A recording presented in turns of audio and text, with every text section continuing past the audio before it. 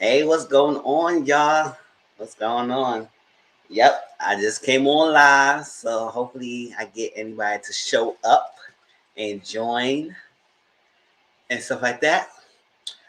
So this live gonna be talking about Ready to Love, the whole season overall, and the reunion part 1 and 2, and little miscellaneous shows that I want to at least get a general talk about, but we could deep dive into it in the later weeks. Like for example, Bling Empire, Love and Marriage Huntsville, talk about a little bit of Bridgerton, and some other little small little snippets of shows that I want to discuss. But let's jump right into it. And as you see, I have a special person who will be coming in on live soon, so I'm just hoping to wait for her to see it from her. So I have an extra person we could talk to. Where you could bounce back ideas. She asked me last week, and I said appreciate it. So hopefully she get on. And let's jump right into it, y'all. So I'm just gonna wait a little bit more before anybody get on, before I start talking about Ready to Love and all that stuff. Because I just saw the reunion, and I have some things to talk about. So, hmm. So hope y'all week going.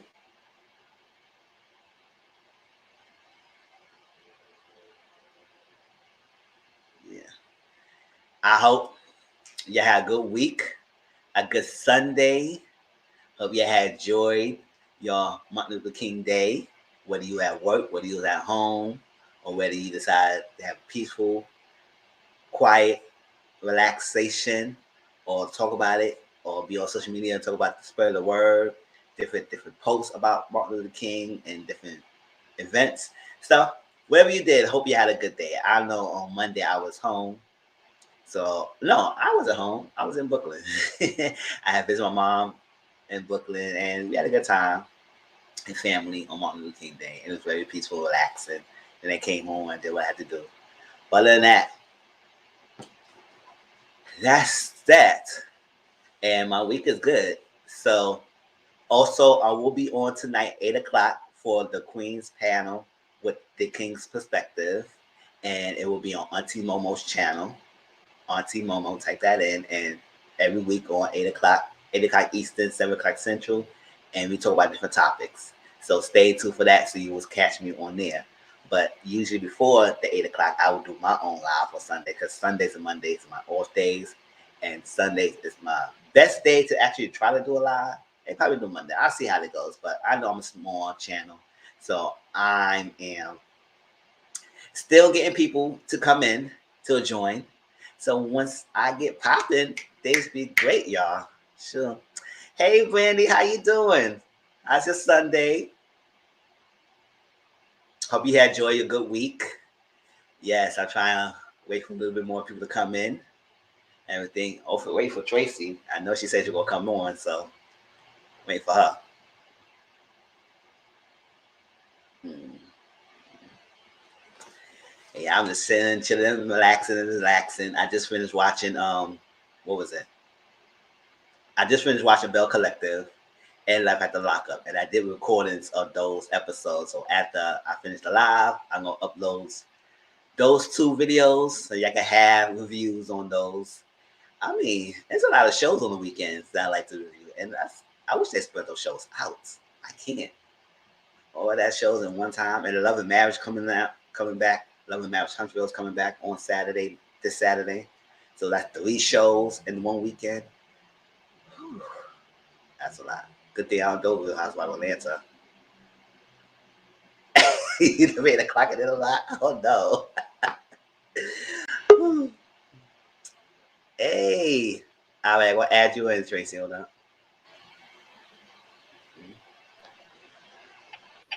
Hey, Tracy, Hey, what you doing? What's I'm going on? good. Trying All to right, get me. how was your week? It was pretty good. I'm sad it's over. Oh, Like my, yeah, I hear that.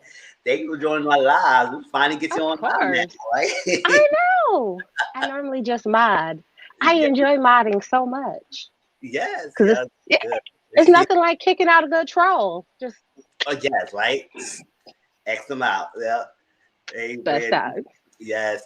So this live, I know it's my channel is still kind of small and doing everything and all stuff. So I'm building it up. So if it's not a lot of people, we can still talk about things and it will build traction and stuff like that. Of And course. yeah, and so we're gonna do Ready to Love. We talk about that the whole entirety. After I watched the second part, I watched that morning, and there's some other small little shows like Bling Empire, Bridgerton, Love and Man, Huntsville. It's not gonna be a deep talk about those, but just like small little thoughts, how you feel about those shows. Okay. So, and so this live with Money Main talk about the Ready to Love and some of the topics that was discussed. And I want to get your input and feedback because it's good to have somebody else eyes and ears, especially this is my first season watching Ready to Love. So I was like, I didn't see the past previous seasons, so I don't know like Uh-huh. what went and how it goes. I'm only going by this season so far. Okay, okay. Yeah. Yeah, I liked Ready to Love. I liked the prior season, so I liked it this one. I didn't like this one as much, but I liked it. It you know what? I've learned that after the Real Housewives and all of that like crazy drama, I was like, you know what? I'm just gonna watch these shows for fun now, and I'm gonna Mhm. look at it real light because if I Yes. get invested, it just goes crazy. But no, I actually really enjoyed prior seasons, and I would say this one, like on a 1 to 10, it was like a 7. It wasn't terrible, Mm-hmm. but it wasn't the best either. But I'm gonna go with it. I'm gonna go with it. Okay. Yeah. Brandy, say hi, Tracy. Hey, as soon as um, my laptop load up. my viewpoint of this season was it was okay. I think it was different how they had the result, and I Mhm, had my reservations about it because it's like they forced them to interact with each other, and you just gotta go by the people that was there, and everybody trying mhm, to vibe with each other, and it's the elimination. And I mentioned how last because that I think they start eliminating too early. I think they should mhm, have time for people to really interact with each other and do different activities to force them to learn each other. mhm, And and then after a while, as people got settled in, and then probably after week 3 or 4, then they can start eliminating because now start seeing people with different rights, like do mhm. icebreakers or like speed dating or stuff like that. Because I just feel like it just was like many talking and that, and they said, okay, we're gonna eliminate this person because we ain't get no connection. But how some people it's slow to warm up than Mhm. other people, so it's like I don't know. I just feel like this whole result thing was too forced, and I think some people had to just like, okay, whatever. No, but that is their thing. They normally do a very early elimination, like the very first frat night. They eliminate people. And I think their thought process is to kind of force you out of your shell immediately because you're on the chopping block.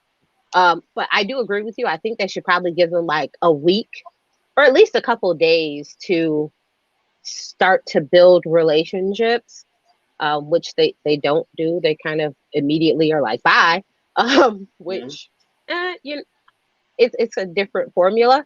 But I do agree that because it's the resort, it did kind of stifle them a little bit because on prior seasons, you still went home every day. So you would talk to these people, you would text these people, and then you would just go out on dates randomly throughout your work week and throughout your days and all of that.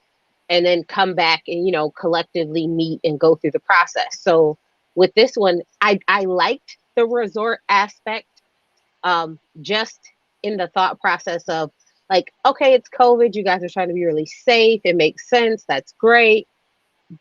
And I did like how it kind of forced you to focus on finding love. And you couldn't really say, like, oh, you know what? I have to work today. So I Mm-hmm. can't go out on a date with you. So I did kind of like that it did kind of force them to go out more. But I do think that they should have forced more mini dates because before they would have like mini group dates where it was like, okay, 4 of y'all need to get together and go bowling. Three, Mm-hmm.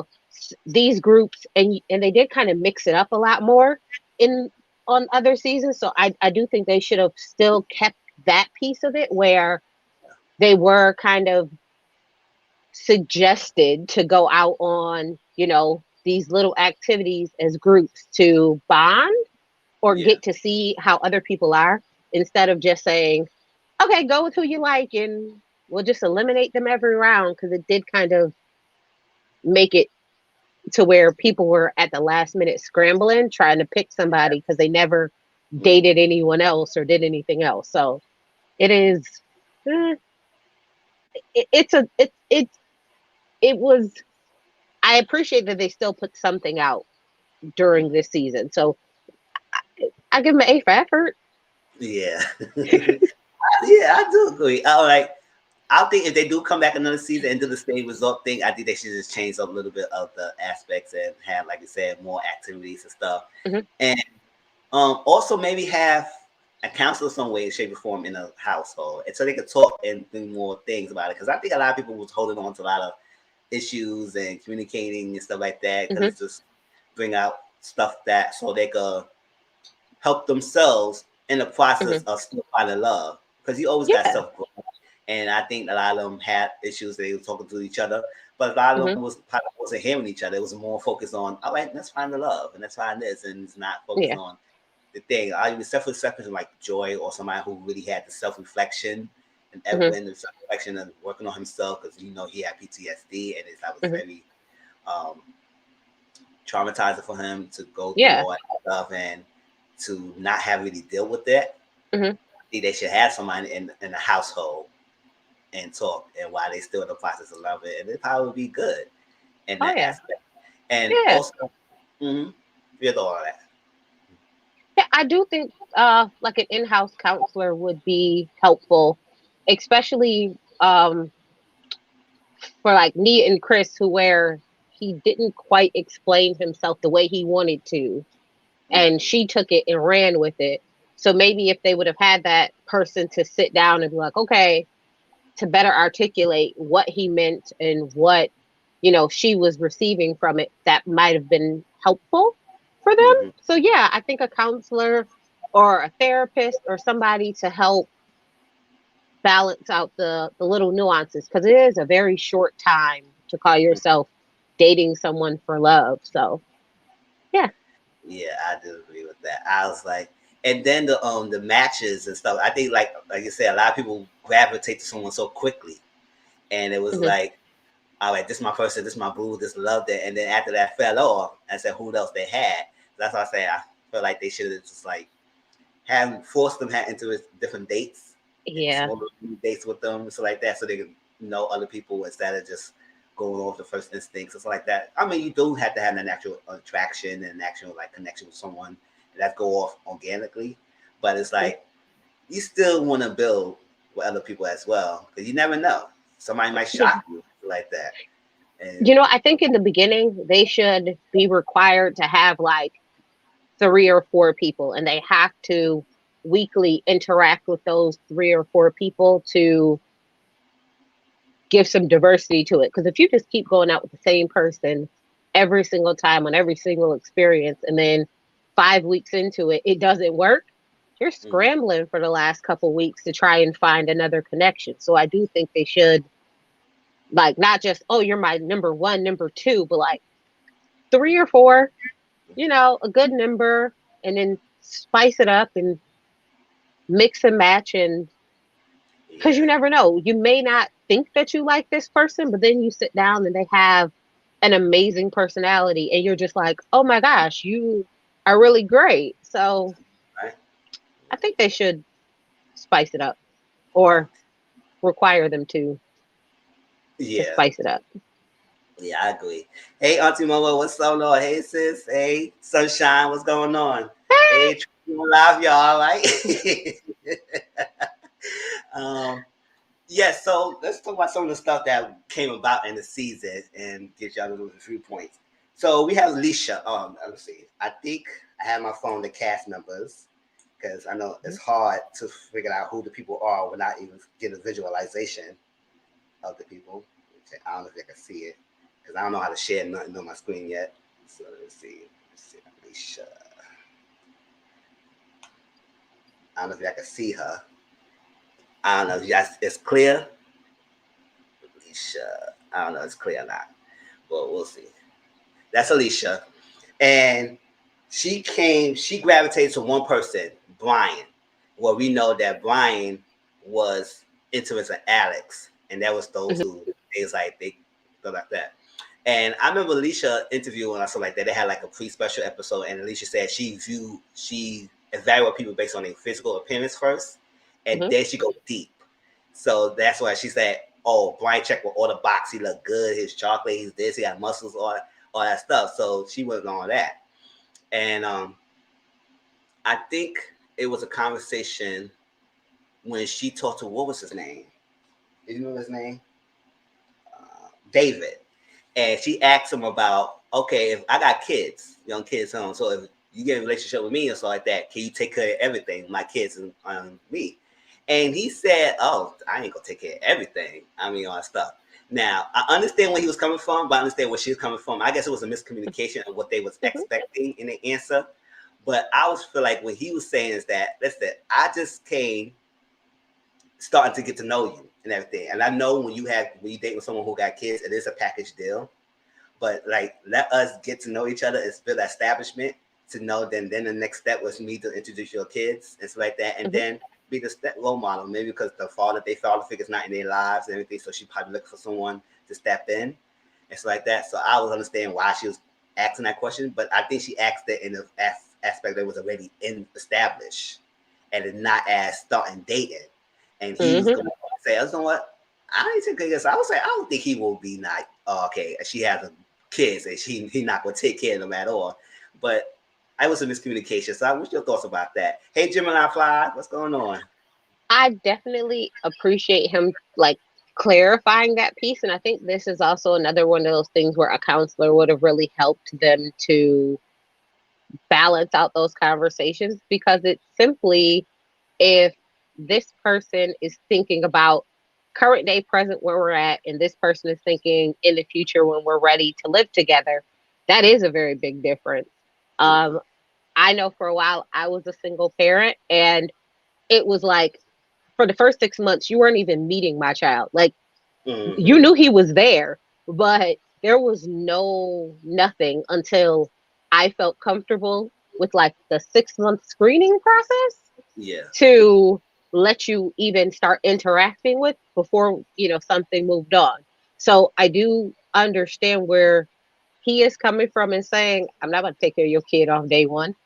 But for her to have that security to know you would be willing to take on someone else's child, because there are people out there who said, that's not my kid, that's not my responsibility. Mm-hmm. So it is one of those dicey subjects, but I just think she was going too hard, too quick, too fast, Yeah. and it didn't Mm-hmm. it didn't call, like, how did you jump from this to that? Like, huh? That's what I'm saying. And I understand why he was confused, because I was like, no, And she no. had everybody like going against him and got him eliminated because of that. And Mhm. it was probably a misunderstanding Oh of yeah. part. No, not in her part, in both parts. Because I don't think Mhm. he was saying, okay, I don't not take care of your kids. But I say, if we just started dating, me and this process of getting each other, why I'm going to take care of your kids right off the bat? And it's like, he needs to know the dynamics of your baby fathers, or baby fathers Ex- is one. And it's like that. exactly. And so before he starts stepping in and ruling things, so you can be caught tensions between uh, um, Mhm. people she had kids with and him. And She was just 0 to 100. She was ready. She was ready for him to take over the house, take over all the bills. She was ready to get married and have more babies. She was ready. She was like, let's mm, just go. And he was like, no, no, no. yeah, sure. Oh, they excited to see you, oh Tracy. They say you look Ah, beautiful. oh, thank you. I know I normally just mod, so people probably like, who the hell is she? But because I normally just mod. And it's Yeah, funny because Auntie Momo was like, "Oh, do you want to come on the panel?" And I was like, "Absolutely not. I just mod. Like, no. Like, I feel yeah. much more comfortable." But then you were like, "Oh," I was like, "Yeah, I would do it. Like, I like this show, so sure, hmm Thank you. Well, thank you for joining in. It's absolutely." like that. Okay, so and we find out she is currently pregnant, and she has I think she said she has someone at home that she loves. So it's like, I was like, oh, okay. I like, because Mm. you know, a lot of stuff happened after the taping of the show ends. So She I didn't don't know. waste no time. No, she didn't. I don't know if she I don't know if she was pregnant like by the end of the show or she was pregnant during the show or after That's the show. what I was thinking. I was like, did she get pregnant while she like right before she came on the show or something? Mm-hmm. Because she is very far out. She's very pregnant. Mm-hmm. I said, oh, Okay. I thought she probably jumped on that gun with that question with David and said, oh, you gonna take because she was saying she looking for somebody to say, listen, you gotta be the father figure of my kids. I was like, Because she wait. knew she was pregnant. Yeah, that would make sense. Hmm. I was like, wow. Um, so Brian, I don't know if y'all can see his picture. They talked to him next. He's the behavioral therapist that it's I kind of blurry. That's blurry. A little bit. Yeah, it's Brian. Um, but he has a tendency to joke a lot, Hmm. and he don't take things seriously. Especially when Alex was talking about her domestic violence situation was something that I hold dear because I talked about it before. How I grew up watching it, my mom and TV and all that stuff. So when somebody talk about that, it's like you got to listen up because that's what she probably was had her guard up. And oh, I forgot Alicia, no Alex, beautiful girl, beautiful girl, like that. And Gemini Fly, she said, I'm not really my kids. He will let them. You meet my Not dogs. even the dog. You meet the dogs, girl. Not even the dog. Oh Yeah, man. there's no little pet thing over here going on. No pet cemetery going on here. You better. Hmm. And yeah, so when I was talking about DV and stuff like that, he just don't really take care. He don't really don't focus on that much. He just said, "Oh, just worry about that and this, that." It's like being very lax and jokey, and I think that's a defense mechanism that he Hmm. does to not to go deep. But at the same time, you 30 years old, we gotta have some deep conversations. So I can't talk to you and you just gotta joke about it. Is that what we need to talk about? So how you feel about Brian and Alex situation? Because also was another thing. Well, I think Alex like Alicia liked Brian, but he Hmm. dogged her and went to see Alex, and he never came back to her date in the show, and she upset, and she basically told everyone that got him in the hot seat and all that stuff. So how do you feel about Okay. that little triangle? Okay. So I don't feel bad that he went on another date because that's what he's on the show to do. And he never told her he was coming back. He didn't Mm-hmm. say like, "Oh, I'm coming back." He just left you and went out on another date, which technically is the point of the show. So Yeah. I wasn't mad at him for necessarily leaving to go, be with someone else. Which makes sense, because the point of the show is for everyone to kind of date around. I Yeah. do think he could have handled the conversation with her after better, and Mm-hmm. maybe he wouldn't have been in the hot seat so much. But I don't feel bad that he did what he was supposed to do, which is date around. Yes. Um, Now, when it comes to him not really responding about the situation that she was in, I agree with you. I do think it was more of a defense mechanism for him because when it's an uncomfortable conversation or something that is very sensitive or touchy, people do have a tendency to kind of downplay it or joke about it or try and like blow past it because they don't really know what to say. And it's one of those things where it's hard to have that conversation with someone. And Mm-hmm. then it's even harder when you're just getting to know that person. So it's like, was that serious of a conversation something that happened too soon?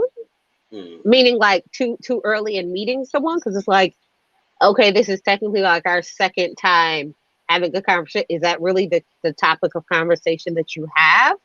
But I Mm-hmm. understand when he was like, well, she's telling me that, I'm telling him I'm really guarded and I need to open up.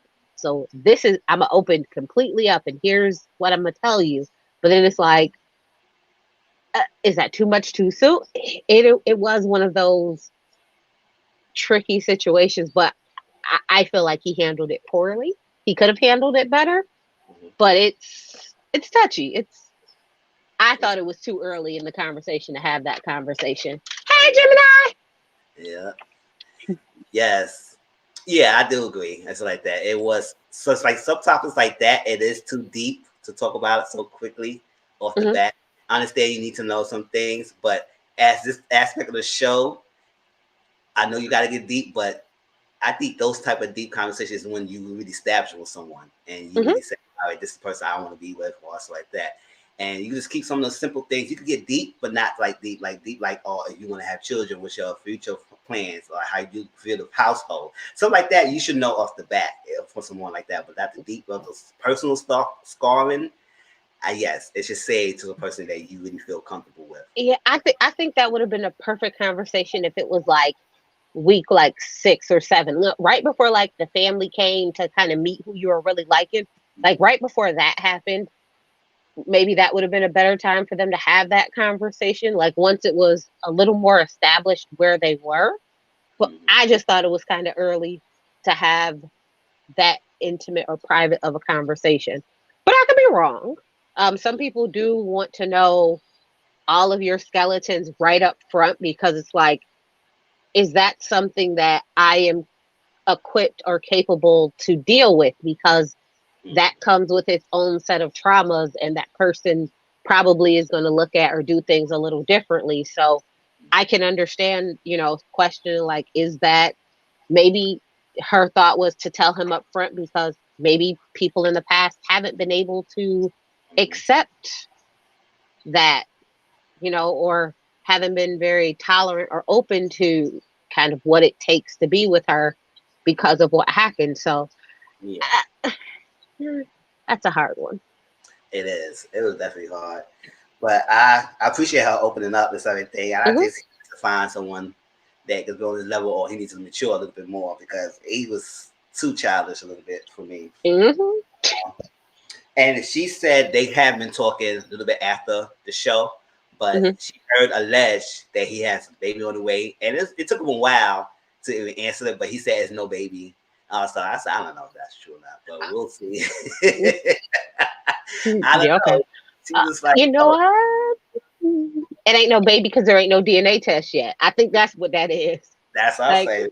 there ain't no DNA test, so there ain't no baby. Like, okay, Mm-hmm. okay. All right, so next we Shut talk about Simone. So Simone is that lawyer type chick who always bring her like lawyer isms to her dates. Mm-hmm. She interrogates and she asks questions. She'll let people really say what they say before she asks another question Hmm. and stuff like that. So, like I said, I don't think she was a. Oh, I forgot. Let me see if I can see her. Simone. What's Simone picture at? Simone. Oh, baby. Maybe next time I learn how to share my screen. I learned. So Simone, she's a lawyer type. So she had a sticky situation that she wasn't really fitting in and interacting with a lot of people until later on, like in the midweek. And she had she had interest in Jay, but Jay had the whole thing with Joy and Winter, and we're gonna talk about them later on. But she had interest in Jay, and then she had a date with Rashid, and I think she went on a date with Evan, I believe so as Hmm. well. And while she talking to them, it was more like this. I said, calm down, Simone, and everything. I think the only organic conversation she had is I think she had with Rashid when they was on the thing, and she approached Hmm. him. He set the thing, and they just had a conversation back and forth. She wasn't in lawyer mode, so I feel like.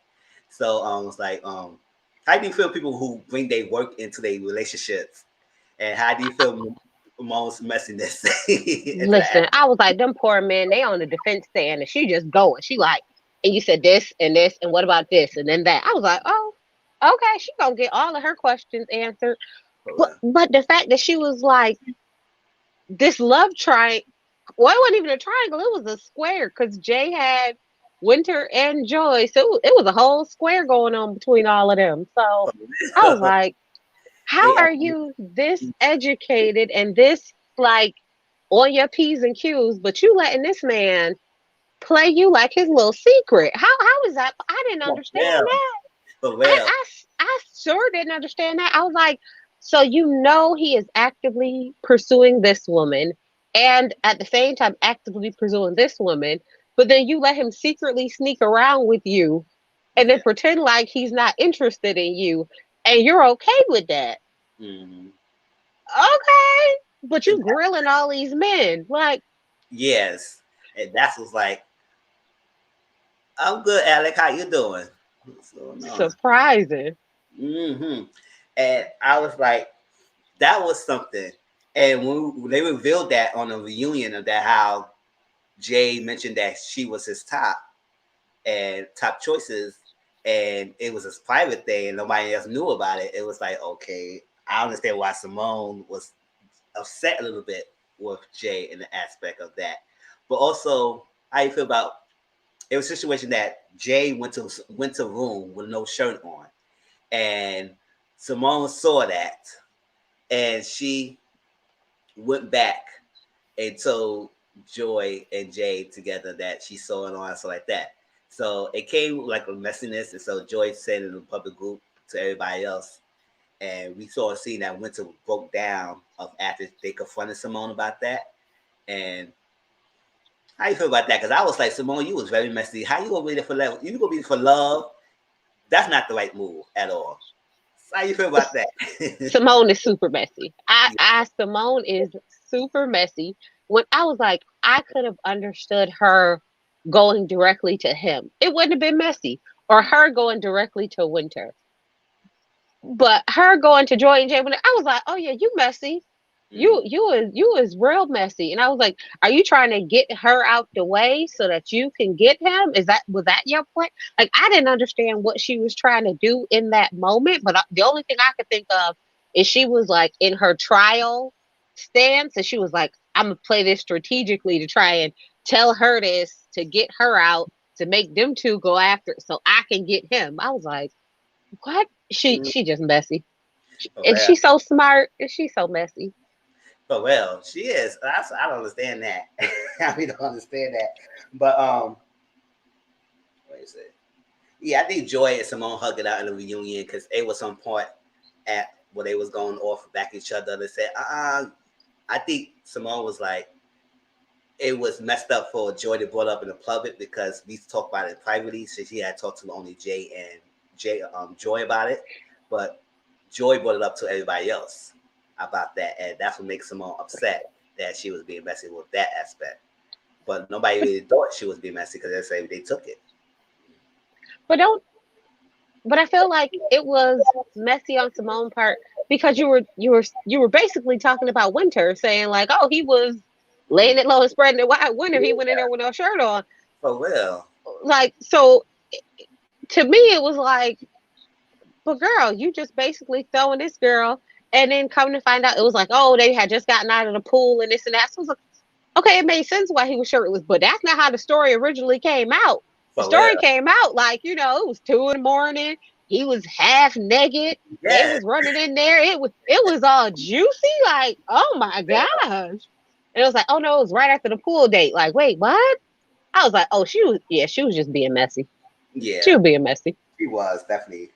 She And was trying to upset Joy so mm, that, Joy will leave him alone because she figured she could probably take Winter. But Joy was her real competition. So she for was real. trying. For real.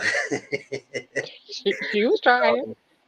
Well, any updates? No, I think she said she's working on herself and she's doing better and everything, and she gonna find someone else out there. Hey, Alec, what's going on? Um, Next they talked about was Winter and Anthony. All right, so let me do my little blurry pictures. Yeah, like all right. Let me see Winter, Anthony. I have my thing about Anthony too. Oh, what? Uh, no, I feel like he was skating by, and then somehow it just falls to his lap because I don't think he was trying to me as much. I don't think he was really trying as much, and that's Winter. Okay. And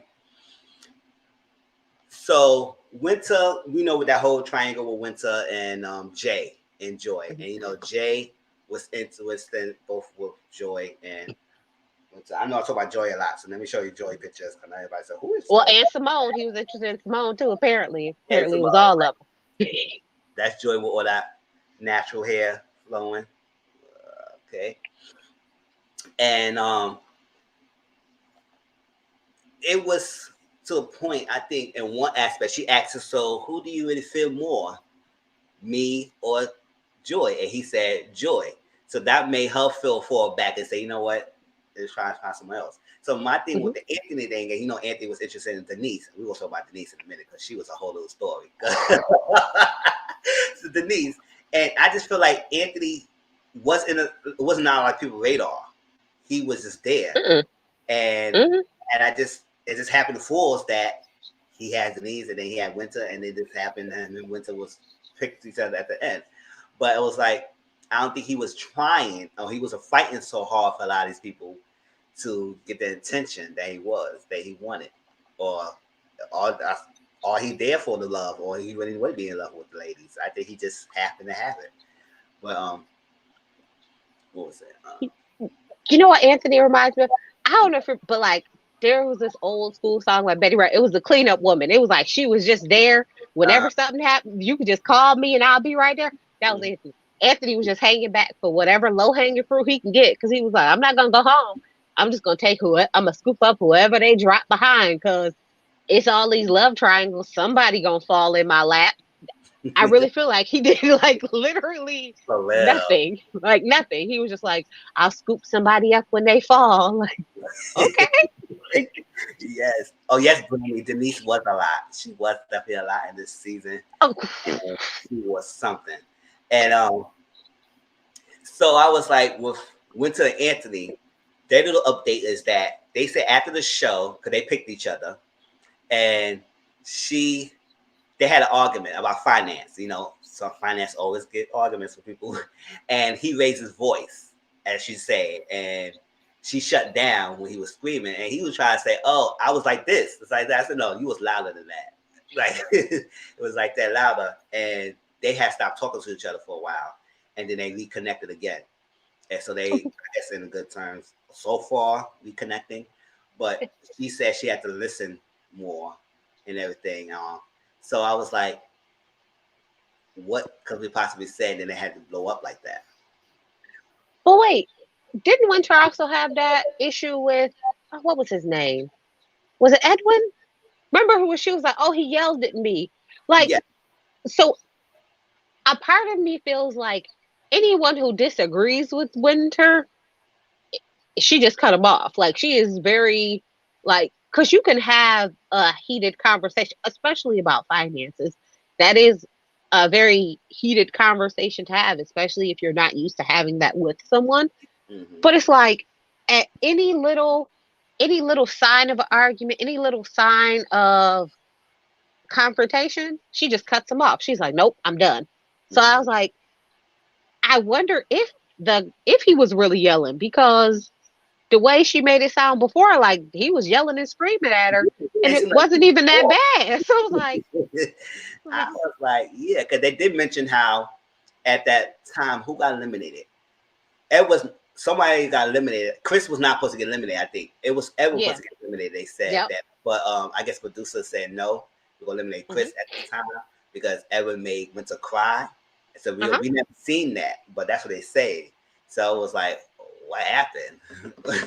Well, exactly. yeah. So and then I was like, so I wonder if Winter truly is one of those people who she cries at a drop of a dime. Like any sort of confrontation or anything really heated will cause her to break out into tears. So I Mhm. wonder if so I'm like, was the argument that bad or was it like I don't know. So it's like Yeah, I don't know either because I was I like, what? think she a crybaby. I'll be honest. I think she's a crybaby. She's a sensitivity, huh? I think he didn't agree with her or go with what she said, and he put a little bass in his voice, and she was like, "Oh no, not today," and just went off. Well, she shut down. So hopefully they get it together and work on us like that. She listens to him more because he's. Oh, another thing about Anthony, he said he never been in love. It's like that. Hmm. So probably love people, but he never been in love. Is what I thought. So it Hmm. was like for him to be put close to pushing 40 and never be really in deep in love with anybody.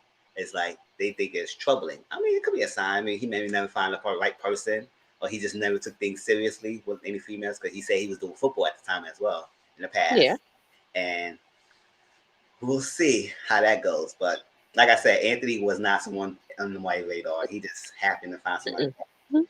And well, Anthony was waiting for the low hanging fruit. He was for real. whoever he could scoop up. He was like, I'm just gonna ride this wave out. Hmm.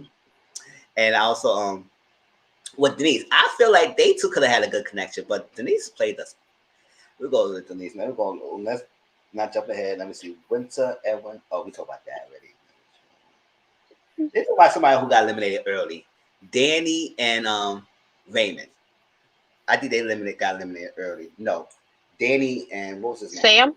Sam. Yes, he got eliminated. They got eliminated early. This is Danny.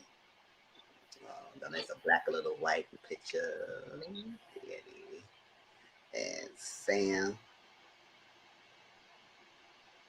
Where's Sam at? Sam. Okay.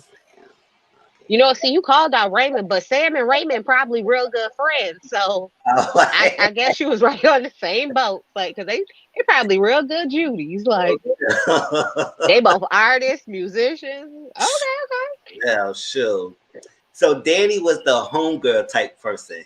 And a lot of guys said, oh, she's cool to hang out with, she's cool to talk to and joke around with. But at a romantic level, nah. But I was like, is that a bad thing? I don't know for people if that's a bad thing to have a person that you may be interested in to be a homegirl, homeboy, somebody you can be cool with on top of being romantic, or as a thin line. You can't be too cool and too homegoish and homeboyish for me. And we got to have that little romantic thing. So a lot of guys didn't feel like they could talk to her. It was no issue talking to her, but it was like she was more of a homegirl and then more of a romantic partner. And I don't think she got a fair share, a chance to show more. But I think that's who she is. I don't think she was putting on. She's that type of person. She just cool with people. So is this a thin line between being too much a friend person, and then a romantic? There is definitely a balance because that's where you end up being friend zoned. Like, oh, you're real great, but I'm a friend zone you Yeah. because I just don't see it romantically. But I do think that she didn't get a fair shake. And if they would have maybe kept her around another week, they could have gotten a little deeper. Because I agree that if we're dating, I want us to be friends first. If we're in a relationship, I want us to have that friend element, something to kind of ground especially in a new relationship, to ground it, and friendship would be it. But because men are such visual creatures, I guess they were like, nope, don't see it, Yeah. and moved on. So I don't think she got a fair shake. I think of her and Sam, because they both went home at the same time. Mhm. I seen Sam going home. That made sense. But her, Yes. I was like, that's not, no. But oh well, I can't. Mm. Yeah. All right, Shine, once you still listening. Oh, yes, Sam. Sam, I think yeah, I do agree because when he was sitting there, he was just standing around and watching things and watching Didn't it. he? And then when he had a conversation, it just felt like he wasn't into it. Just like he was saying things to say things. I said, what is he talking about, man? and and we've come to find out in this reunion that he had a baby. Oh, he got a baby on the way. So like that. So this is third child with a different woman. So he was going through that while he was in the show. So I was like, oh, so you were looking a way out. So I guess you just floating from me over show. Well, You say, oh well, I'm gonna say whatever I want, let them not like me, and I could just get off and just continue about my business. And I said, well, you wasted somebody's slot who was gonna be there. But exactly. Exactly. He definitely wasted a slot for somebody who really was looking for love. But he gave me like, you know how in school you had that one person who was kind of like socially awkward, and mhm. like you didn't really want to talk to because it was like there's something just not, like they're just off in the corner by themselves. Like he was just awkward. So I seen him going home. I was like, "You're not even gonna try it?" And internet and the conversation he had was like he was talking about something completely different than the person. I was like, Yes, "Oh, okay." He ain't even trying. that's awesome. Huh, huh. And I was like, so when he said he had a baby on the way, I was like, "Oh, Yeah. oh." Yeah, I was like, wow. I was like, that was a second baby allegation we had. We had Alicia, then him, and then oh my gosh. This is Raymond. I was talking about everybody with Raymond. He was a musician that had 5 kids already, and that threw a lot of people off. Hey, hey, he said he toured with Tank and Genuine. Don't judge him. Oh yes, that's enough said. Enough said. Right. He said he said he was on the baby making tour. He was ready. So, well, Mhm. and I was like, a lot of females was like, "Oh my gosh, she got 5 kids already." Now, some of the kids who from females who may not have kids themselves, it's like how to go deal with someone who have 5 already, and I would be the 6th baby mom or whatever how baby mom he had. I was like, whew. And another thing that troubled them is that when he said that, oh, we've been together for a long time. We don't need no piece of paper to get married and everything. And we Shaq is marriage. I said Shaq Exactly. marriage. Yes. Yes, CM. How you doing, CM? Yes, 5. Yeah. That whole like we can be together 10 years. We don't need nothing. We don't need a piece of paper. What does a piece of paper mean? That right there was like, huh. So are you really ready to love? Because I thought the whole point of this was to find love, to settle down, and to get married. Like that is the premise of the show. But Mm. you're clearly saying we could just be together forever and just Yeah, shack up, and and we'll need to get married. I was Who like, needs that's marriage? crazy to feel like that. And I don't know, it's so constant. A lot of people will go along with that and think it's okay and spending years and years and years waiting to happen. But I'll say if he didn't be serious after like I think what time he said after 3 years he said 3 something years Hmm. cut off, and if he's not ready to propose to you or marry you or something, he never will marry you. It's like that because Absolutely. you give him the marriage opportunity, but not even having to sign a piece of paper. So it's like you got Uh-huh. basically step up and tell his man and say, listen, we ain't gonna be doing this. We're gonna be living in separate little houses, apartments, and stuff like that. So you get yourself ready and just ring on it, and that's it. But he said he's ready now, whatever that. And I think who he's starting to see right now. I just Shay. I think him and Shay. Oh yeah, let me show you. Let me see Shay. Yeah. Okay. Hmm. Yeah, Hmm. I can see Shay. That's Shay, and she she couldn't get too deep. Was stuff was going, topic was discussing anything. She was stepping away from it, and she said, "Oh, y'all talking too deep. I can't do it a lot of stuff like that." Which I would probably understand. Some things is too crazy to talk about at that. I think everyone was talking about at the time was PTSD and the military and the war and stuff like that, and they were just all having a deep conversations, and a lot of ladies and guys was into it, and she was not. I'm they gonna do it. I can't. And then she had this homegirl type of vibe as well for herself. And she said she twerking for submission. I was like, what she was saying? She was twerking for submission. I said, what the in front of Rashid and all that stuff. And I was like, wow, Shay. So they Hmm. eliminated Shay after a while because you say she wasn't making no connections. And she was also another messy one too, where she when Brian went to Alex's room, she went to get Alicia and so Alicia, Hmm. oh, this guy's in Ryan, he didn't even come back to you. Got Alicia, got her upset and everything. I said, if y'all there for love, y'all be there for later. Y'all can't be see this. So how you feel about Shay? I think Shay and Raymond are great together because she wanted to drop it low and spread it wide, and he was the perfect guy to give it to her. Cause that's all they had going on. Like that there was no that's not a forever love. That's a lay it low and spread it wide. And clearly he good at it. He got 5 kids, so you know, I, For I think that they gonna do what they need to do for the rest of this quarantine. They said they gotta stay in the house. She could cook and he could do what he do, and they'll be fine. So I mean, good for them. They passing the time. Shoot. that's what I said. She said, "I'm gonna do me not a ring on my finger." I said, "I can't hear that." Mhm. Let me see, Danny Shay. All right, let's talk about Chris and Nia. That was another thing that was saying. Chris, he was the radio personality. That's the Chris. Asking one and Nia. Let's see, that's little Nia. All right, y'all. So Chris and Nia, right off the bat, they claimed each other. They claimed each other. They said, "Oh, this is my person. This is this. Mhm. We like each other. All that stuff." And I think Chris is like 40 something years old. He never really been a. I think he has been in different dates and loved someone, but it never got Mhm. to the point that he wants to be married to someone. It's like that, or it never got to that point because he never found the person he wanted to marry with.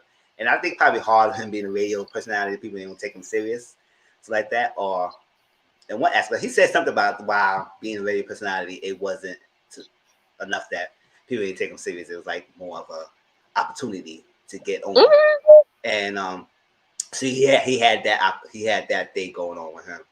And with Nia, she just right off the bat, they just fall in love with each other.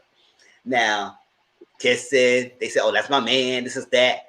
And then after they had that family talk, I think it was the friends talk. This is time of the friends, and I had something about that because I said that y'all brought your friends in the resort too early. I don't think that should have happened that episode, but they brought the friends there, and Nia asked about a question about finance. No, the sister asked about the question of finance, and he said, "Oh, we split the mortgage." Right when he said that, she turned off. She flipped the script, switched on him. They said, "Mortgage? Oh, I ain't paying no mortgage. No, it's your job. It's your job."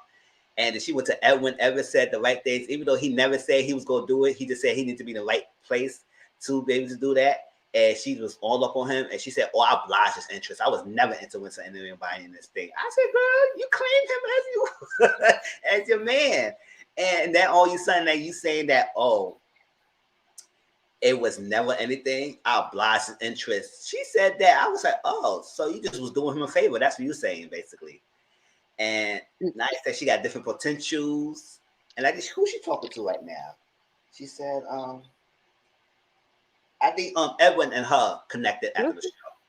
that listen, that unseen footage where she dogged Chris out. Well, when Rasheed was like, "But you're not," and she was like, "Tell it to the couch." I was like, "Oh, oh, Oh, this is the real Naya right here. This is the real Naya." She was like, "I got other people suiting me, and I'm gonna go home to my da da da da." I was like, "Oh," she was like, "I ain't really like Chris, and I was only entertaining Edwin, and I ain't really care about none of them, and da da da da."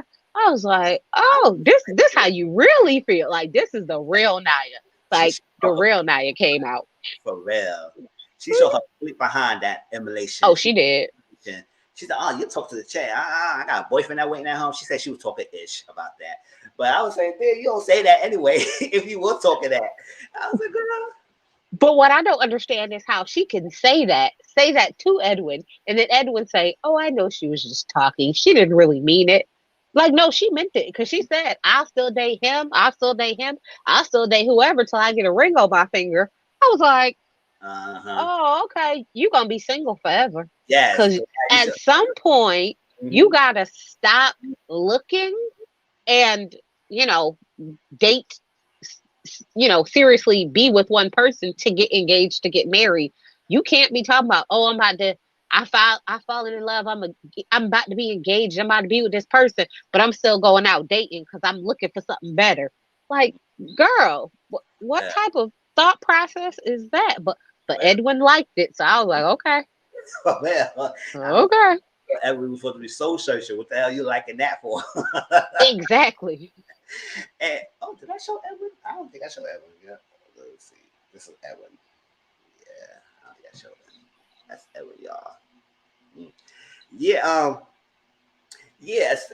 About the mortgage thing, I know a lot of people had like mixed figures. Like when I be watching it or I read comments on social media and stuff like that, people understand Naya and people understand. It's like, what's the point and everything. So, how you feel about this? Like, in my personal opinion, it's like I feel like most finances be both contribute to the household. Now, if I make more money or something, yes, I'll probably handle the bigger expenses like that mortgage or the rent or something like that or stuff like that. But at the same time, I feel like most women don't want to be. take it, because I think, in my opinion, when people who spend all the money and taking all the bills, they tend to be controlling. So it's Mhm. like, I said, I'm paying all this bill, so you gotta listen to me. You gotta handle it. You gotta handle myself. You gotta do what I want to say. You gotta take it. You gotta do it. So I feel like, okay, if we split and we both have equal parts in this relationship, not probably in the mortgage, but the bills, then it's fine. I don't know. Some people have that traditional lifestyle. They said, oh, the man take care of everything. I take care of the home. Some people like that's 50-50. I know it's going to be more of a shift of the later that we take care of each other and stuff like that. But how do you feel? What's your viewpoint of what she said? Because a lot of people wasn't agreeing with her. It's just how she came about with it. It's like, if that's how you feel, that's how you feel. I think it is the gender roles that you were raised with will determine if you agree with her or if you don't. Um, my I have two Southern traditional parents, so I grew up in a household. I'm the baby of 10, and my mother didn't start working till I was in middle school because my dad just took care of everything. So my mom didn't work forever. And then once she started working, she just worked to do what she wanted to do with the money because nobody was at home with her. And she just didn't want to be there by herself. Um, so I can understand that concept. When I first got married, my husband was like, no, you're not going to work. You're going to do this. And I was like, okay. And I did that for like 3 weeks. And I was like, I'm bouncing off the walls, losing my Yes. natural mind. I was like, you are the only adult that I have to conversate with because we were also in another country. So I didn't know anybody else but him. So I was like, you are my only adult lifeline. So I was like, I'm losing my natural mind. I was like, I don't see how people sit home all day. There's only so much sweeping and mopping and cleaning that you could possibly do. I was like, what on earth? I'm losing it. But I Mm-hmm. think it's the balance of knowing your partner and setting those expectations accordingly. So when I told him, like, I was like, I want to work, and he was like, I was like, I don't want to work because I'm trying to. Because his thought was, I'm the man. I take care of the household. I take care of the bills. That's great. Even if I just get a part-time job, I need to get out of this house. I need to interact with other people because I'm gonna drive you crazy. Uh, so I think had she had they went back and had a better collective conversation, she could have said, or he could have said, I think she just turned completely off by that statement and wouldn't even entertain anything else that he had to say because in his mind he had never really had a serious relationship like that, so he had never really had a need to figure out who was splitting what bills because they always lived in separate houses. So Mm-hmm. I guess for him it wasn't even something that really crossed his mind, although yes, he's 40 and you would think at some point that that would have possibly happened. But if it's never happened for you, you don't know how you handle something because you've never done it before. So I do think it was cold on her part to just say, I'm done. And because forever they was booed up. It was them two. It was nobody was interested. She wasn't interested in nobody else. He wasn't talking to nobody else. And I think that also played into why I said that's a terrible thing to go how many weeks in and only have this one person. Because when something goes bad, y'all both scramble and looking crazy. And Yes. that was kind of the best way to explain Chris and I. They latched onto each other at the very beginning, and they unfortunately didn't work out.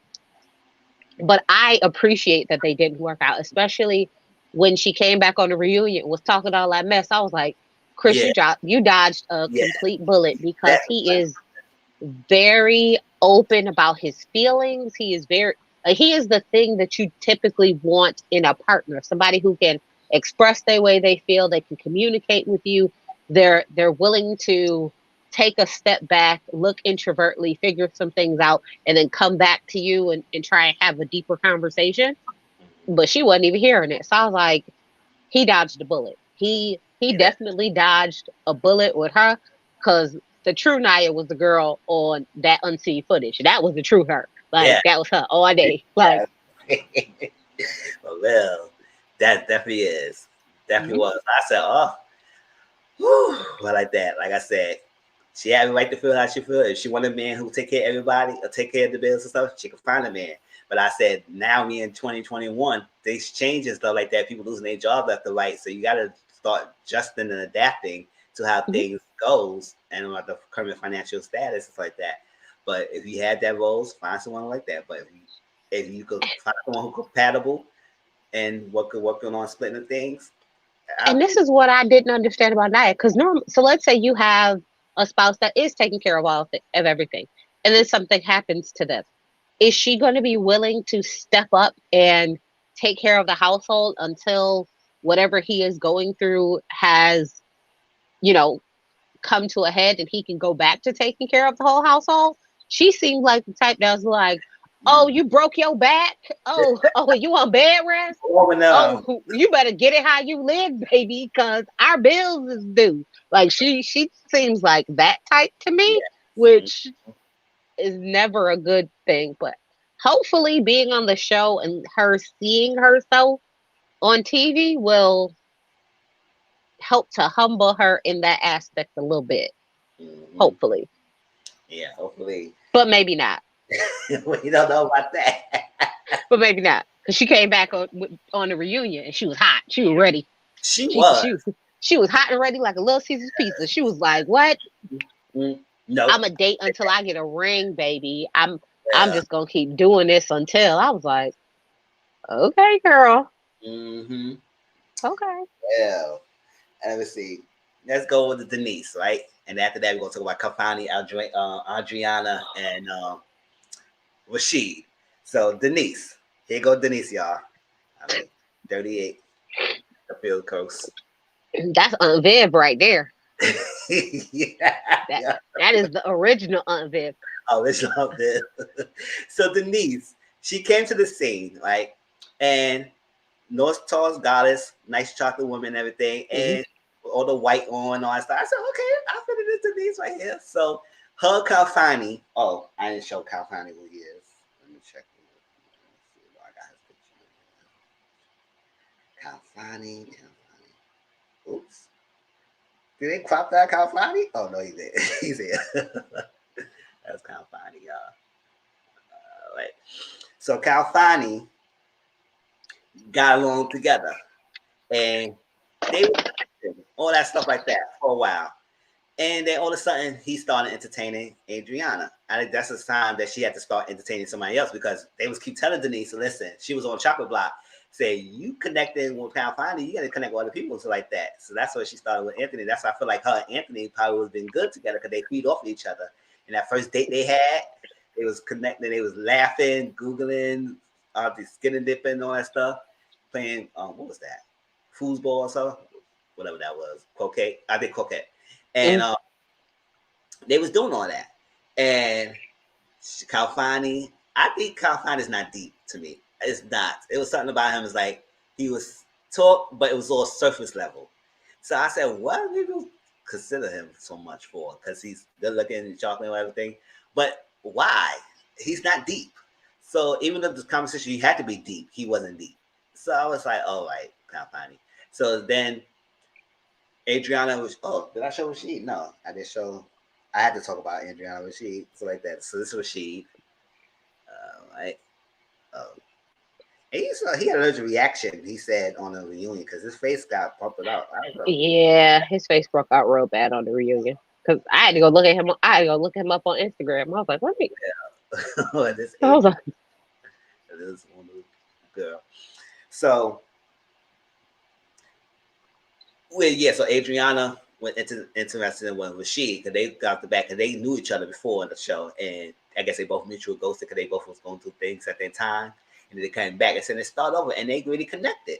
And I think that Rashid is a good guy. He listens to people. He understands that he's take care of his son. Also, he just waited to find that person.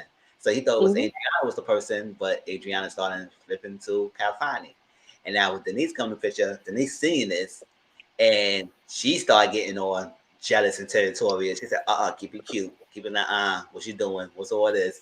And all that stuff. And then Calfani got turned off from Denise. Or she keep doing that. And then she gonna keep saying, "Oh, I was never jealous. I know the process. I know what we was here for. I know what this is that." And I was like, Denise, you was definitely showing off that signs. Like, you know, jealous. So why you act like you sitting here act like we don't know what you're talking about? You was doing up the signs like you was claiming Calfani. This little girl coming and taking your man, and you didn't interact with anybody else at the time until you got with Anthony or stuff. And that's that. So that's let's start getting closer. At the end, Denise, when Joy left because her sister died, praise to her and her family, and she came up with say this little speech that Joyce is supposed to told her. And baby, when Joy said, listen, I didn't tell her that. She said, listen, she said she wants y'all to know that she have your prayers, to pray her and everything. Y'all great men, y'all will find love and all that stuff. And she came out and said, oh, like really sincere. So everybody was taking it in. Joy came in our reunion. She said, I didn't tell her that. She said, well, you didn't tell me specifically, but I was trying to speak for you like you was there and you was just that. And I was saying, Denise, what is going on with your girl? Like, I said, I was trying to give her words like she was actually was there. I said she didn't ask you all that, and she wanted to tell them that. She would have told them that, or told Tommy to tell them that, not tell you. And she was doing the most. And then, hey, Walt, what's up? And when it came down to picking, because that's when Joy left, everybody started leaving. Evan left, Jay left, and she told Calfani, and I think she was joking, but you know, Calfani took it as real. She said, oh, well, I think everything's going on, all that stuff like that. You know what? I'm in love with Anthony, and I think we need to break up. So he said, no, good dollar was she wasn't joking. She said, I think she said we need to break up. And I said, okay. I didn't take it that she was really meant that they were really together, but to me, she was claiming him. So I was like, yeah, he took that. He said, I didn't even think we was actually in a relationship. She said, oh, we need to break up. I'm going to be with Anthony. I was like, since when you told Anthony you was in love with him? I was like, oh my gosh. And then when she got with Anthony sit there and she was like, oh yeah, I just was feeling this and stuff like that. We had a connection, all that stuff like that. I said, you never told Anthony all this stuff. And you backtracking and all that stuff. So Anthony confronted her and said, oh, Calfani told me what you said. She said, oh, okay. So let Calfani tell me. And then Calfani said they both dropped her and then she had to leave the show. And Denise in the reunion, she was something else. And it was another thing, the narcissism comment that she made at the beginning of the season. With Rashid. With Rashid, that how she exudes some of the qualities that she knew for somebody in the past that was very narcissistic. How she came off and said she probably was clear, but it seemed like she was saying that she was a narcissistic guy that she knew of, and he had that quality, so he's very narcissistic. But I said, how you know about that? Because he's tall, light skinned, in the fraternity pledge, he has that all that stuff, and he has all that qualities. So Adriana come out and she was saying, and she was trying to apologize for it, and she wasn't really apologizing. She said, "Oh, if you feel type of way, and it was not that, it was my own insecurity. It's that." I was like, Denise, you are flying off the wall. Like it's no center, girl. Keep it up. So how you feel about Denise? Because I know I'm rambling about her, but she was too much. Okay, so I'm gonna say this: she is a beautiful woman. Like on the outside, gorgeous. I'm so happy her modeling career is working out for her and all that's going good. Yes, good going, girl. I'm great. She bat crazy. She done lost her mind. When she was speaking for Joy, I was like, and then the unseen footage that she never told you that, I was like, oh my gosh. And then when she said, oh, Rashid is narcissistic. She didn't say he acts like this person. She said he is narcissistic. And then when they do the playback, and it was like, no, you said he is. And she was like, no, I didn't. I was like, but they just rolled it back. And that's exactly what you said. And I appreciate Rashid saying, I know I'm not, but now that it's out here on television, I am going to have to answer to this. And this is what it's going to look like for me. And this is how I'm going to be portrayed. And, this is something that you're putting on me, although I never did it. Someone else hurt you. And I empathize that somebody hurt you, but you're now attaching that to me. And that's not fair. And then when they was like, for her to apologize, and she was like, Well, it seems like everybody wants me to apologize. And he was like, no, I don't want you to apologize. It's okay. Yeah. Because it is the most ungenuine thing. Like, and I think the fact that she doesn't realize that she's crazy is Mm-hmm. what makes her look even more crazy. And then, Mm-hmm. like, with the unseen footage, and her, I was like, she was like, I was never that interested in Calfani. And it's like, girl, what show was you watching? That's what I'm Because what saying. happened to Watch because Keep we It all saw Cute? each Keep It Cute. What? I was other. like, what? I was like, what? I wasn't that interested in him. Like, girl, what show was you watching? Because the show I was watching, you was about to straight go ahead and let them have it over this boy. So, Yeah. were we watching the same thing, girl? Because you about bat crazy.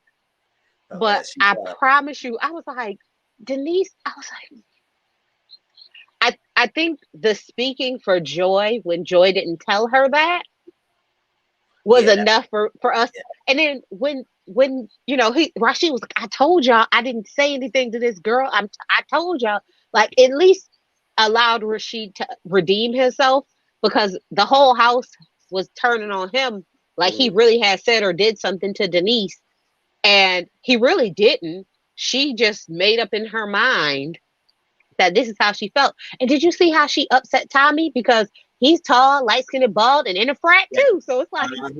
like For you real. don't Tom see how said, your yeah. comments, like, to say, oh, if you are these things, you're automatically narcissistic. Like, how you just gonna group all these people together like that? Like, For real. and then she was like, oh well, because I'm chocolate, everybody called me aggressive. No, you are aggressive.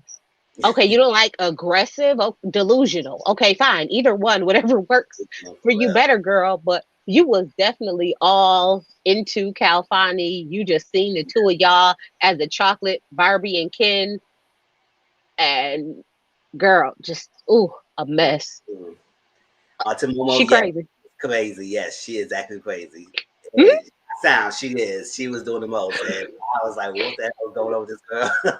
The way she was going on, how she played herself at the end. Because she could have probably had someone at the end. I don't know. Probably she could have had someone. But the fact that she went off like that, how she played herself, tell her got to break up, and they said she was in love with Anthony. I said, Sissy, you wasn't never in love with the boy. I was like, wow. But the crazy thing is, she clearly went back on the unseen footage and said, "Oh, I just wanted him to fight for me." And he was like, "So you told me something just to make me do what you wanted me to do?" Like, what type of, like, what, your Jedi mind trick did not work, honey. You That you worked. thought that he was going to fall back, and then he was, oh no, and it didn't work. So then you went to someone else. But men, they say women gossip, but apparently men gossip too. Yes, Because I found he trouble. showed, Kyle show went back and was like, look, bruh, I don't know what you're doing, but this is what I got going on. Cause Mm-hmm. and she played herself at the end, like she did it to herself. She definitely She did. need therapy. She See, this definitely. is when your therapist would have came in handy. Yes. That's exactly what I said. Though. They should have had a counselor there at that session. Gonna say, Denise, come here now. Come here. Sit down, girl. We need to have a conversation. Sure. It's built the show built for you. You're gonna be here for a while talking to me and everything. Mm, So real praise to Denise, but we'll see how that goes.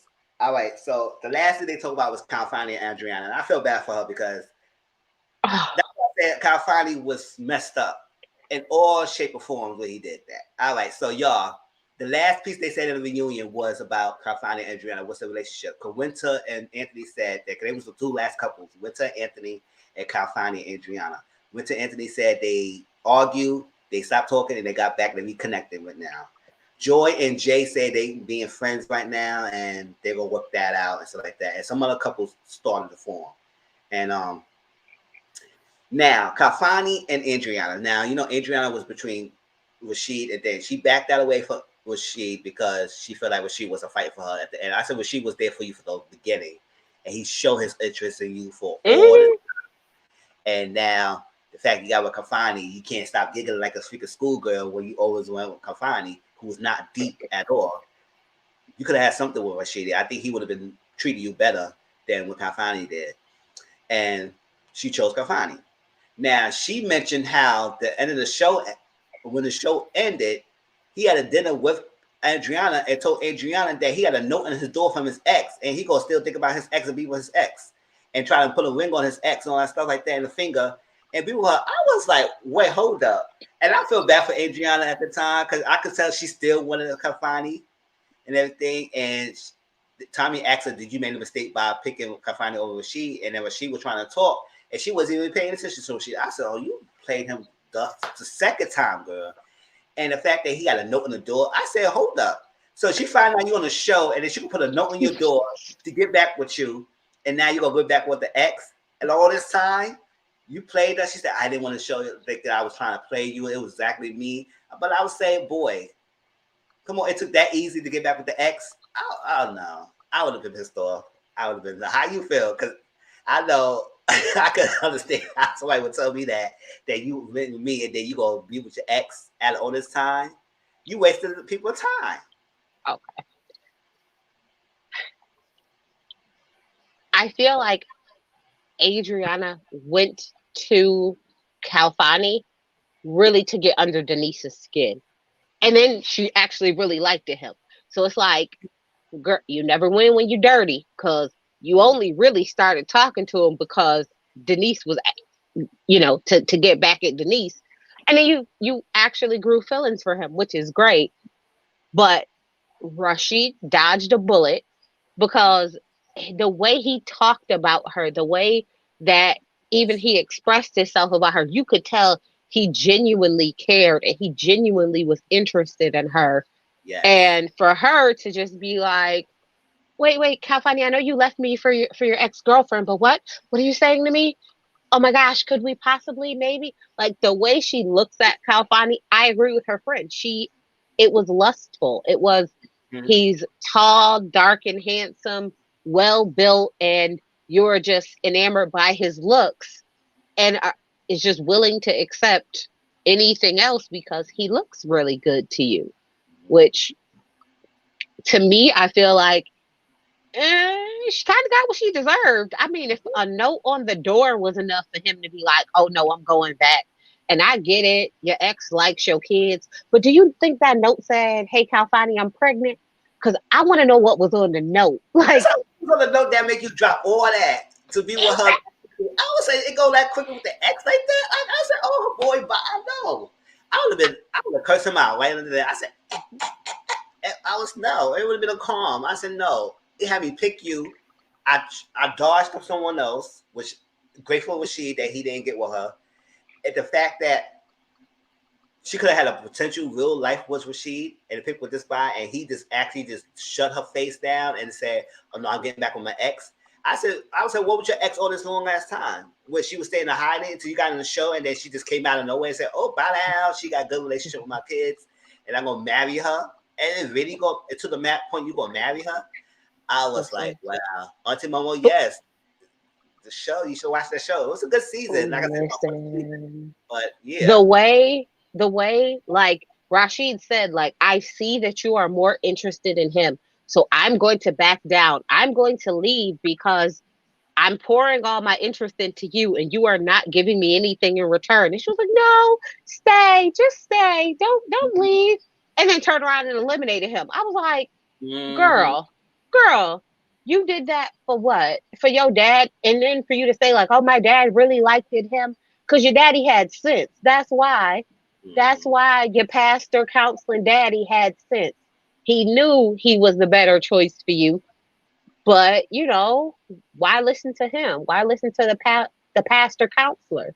Why listen to him? You gonna pick Rashid because he looks. You didn't pick Rashid. You picked Calfani, and Calfani dropped you. And then did you see Denise laughing when he was like, "Oh, I got back with my ex girlfriend." Denise laughed. I was like, "Girl, don't laugh because that would have been you. That would have been you too. He would have That said, would have been you. "Been That you." would have been you." Yep. No, because I think Denise would have cut him.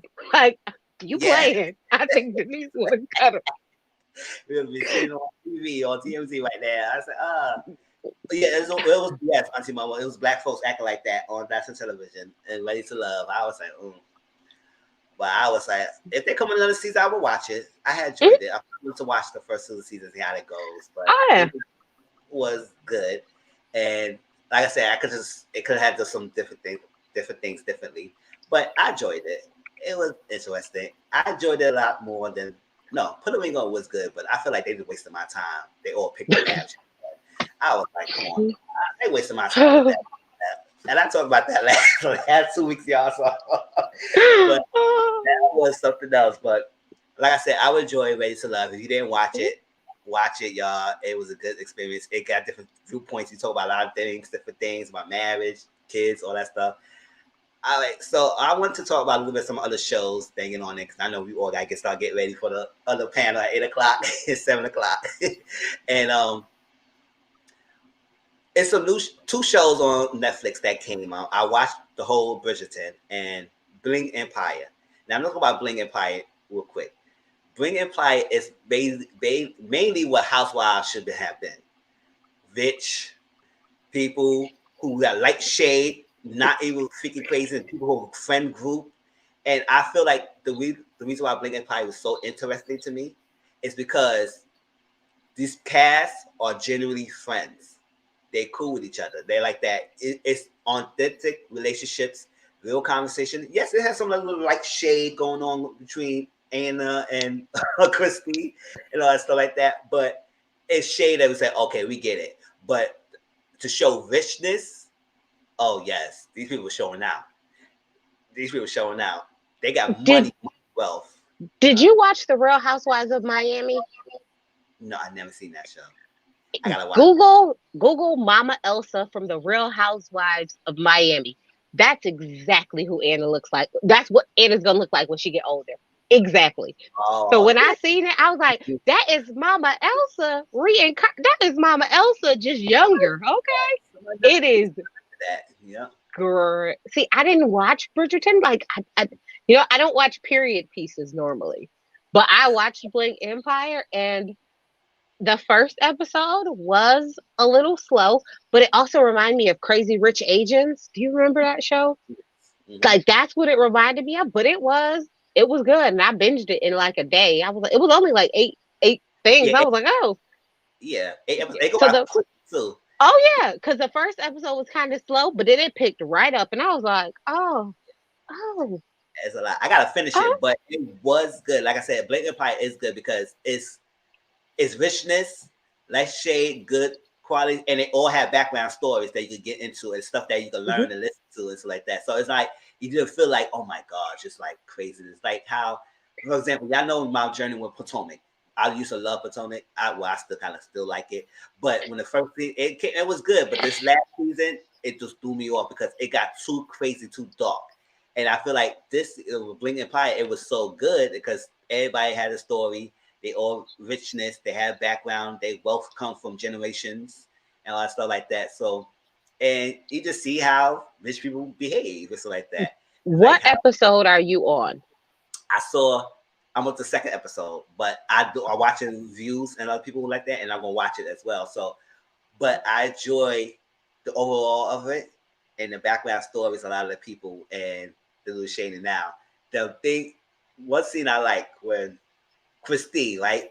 She had the necklace. Like, and this is crazy. This is crazy, y'all. I was like, Christine, because Anna said her Christine was good. They had a good time. They hang out a lot, but lately Christine started to name drop. And I said, I don't understand why she name dropping when she has wealth too. Her husband got a generational wealth of 24 dynasty heir.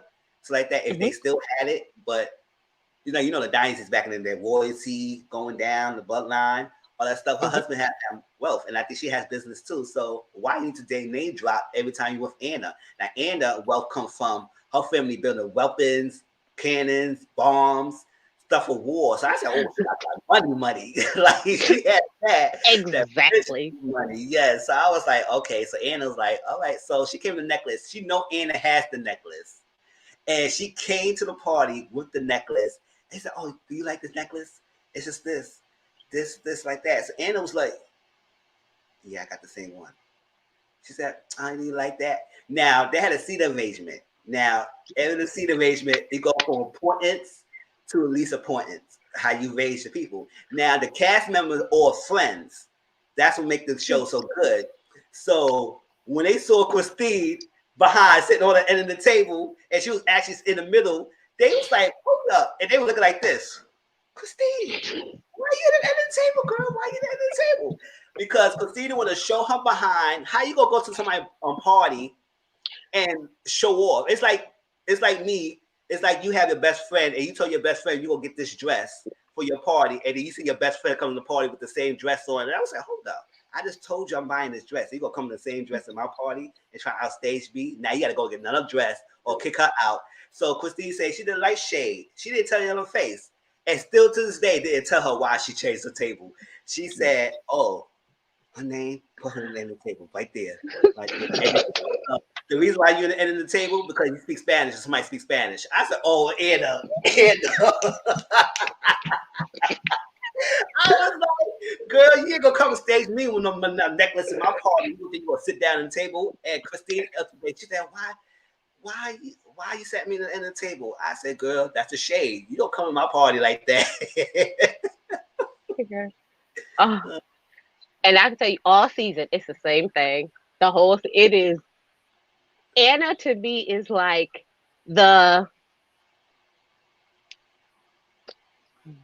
she is what classy shade looks like. Because she is shady, but she keeps it classy. Like, she didn't go yada da da da. She didn't do any of that. She kept it cute. She was like, I got something for you. And she does the same thing. She was like, oh, okay, I got something for you. She was like, she said her mother was big on manners, and she follows by them. But she is shady, and I love it. I love it. I like that Kevin is like the broke friend, and I also like that he narrates the story, because to me it gives them a little more depth, because it's not just crazy rich people doing crazy rich things. It's, I can embrace, although I'm worth $600 million, but I can still embrace this person who pays $1,000 a month for their rent and have multiple roommates and is just scraping by. Like, I'm a struggling model, but I don't treat him any different than I treat my other friends who are very rich. So I do like that he is the narrator of the series, the core of the series. Like, these are all of my friends, because it does show, like, you could be very wealthy or you could be broke. If you have a good personality, people will embrace you, as long as you're a good person. But the little Mighty Morphin Power Ranger. Oh, Power Ranger. He gives me creepy vibes. Like, he gives me creepy vibes. If I was doing reviews of this, I would go be calling him Power Ranger, because listen to this. That's his thing. Yes, he is creepy. And I said, I was like, when I saw creepy him, vibes. and I was like, hold up, he looked familiar, because I used to go watch the Power Rangers. I know most of all the seasons. So I was like, hold up, he looked very familiar. And when they mentioned that he was the Red Ranger, I said, oh yes, I know who he was from Power Ranger Megaforce. So I was like, all right.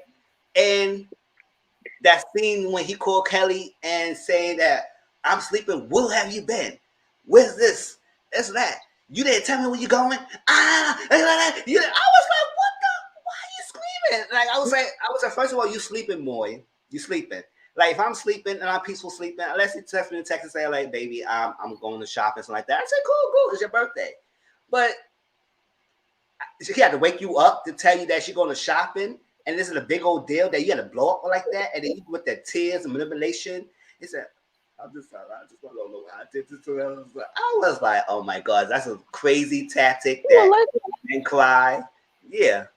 Well, let's just go with, I mean, where do you went to this woman and said, hey, it's my girlfriend's birthday. What's your favorite restaurant? Where should I go? And she was like, oh, my favorite restaurant is in Paris. So I'm going to fly you guys to Paris for her birthday, dinner. Like, and you gonna have the nerve to be in, like, someone flies you to Paris on their private jet for a birthday dinner, and you gonna have the nerve to show your behind the first night, the first night, like in the very beginning, you gonna show your behind. Like, you ain't even got there good. You just got there and took a nap, and you coming acting a stone cold fool. All you do is take a nap. like, yeah, you took a nap that she didn't want to bother you. So I was like, I know some people, some of us who got long work days and so they want to take a sleep. Don't bother me when I'm sleeping. Just okay, I got you. Just text me that where you at and stuff like that. And then I call you and I said, oh, you got the draw? Okay, cool. I just wanted what you at. But he went off the rockers about her not telling him that she went to the mall, so like that.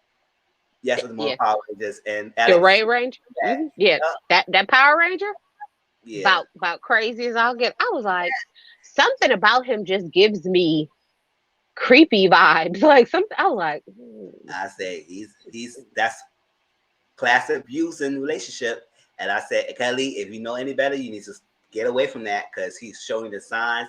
And I guess she said the reason why I'm staying by him because he don't really have anybody else. I said, that's what you thinking that he don't have nobody else. Because if he don't have anybody else and he dreaming on you and he gonna make you stay, that's classic isolation. And he gonna try to get you away from anybody and try to break you down. And we don't want you to see you 6 feet under alone. We don't want that. You could clearly see that. he is very manipulative, very much so. Like how you just curse me out and now you crying at the drop of a dime. Like Mm.